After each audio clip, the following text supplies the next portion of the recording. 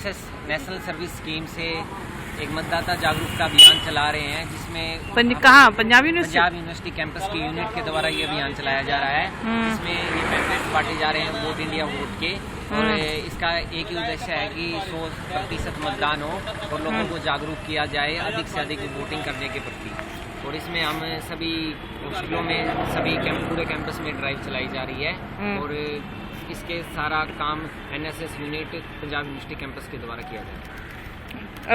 अभी आपने कब स्टार्ट किया इसको? आज ये सुबह से स्टार्ट है और ये पूरा दिन, और कल हमारी छुट्टी है, कल सारा दिन होगा। तो ये आप लोग गेट्स पे भी खड़े हुए हैं? हाँ जी, हम यूनिवर्सिटी के गेट से स्टार्ट कर रहे हैं सभी गेटों पे, और हॉस्टल में कर रहे हैं। तो सभी को हम जागरूक कर रहे हैं। क्या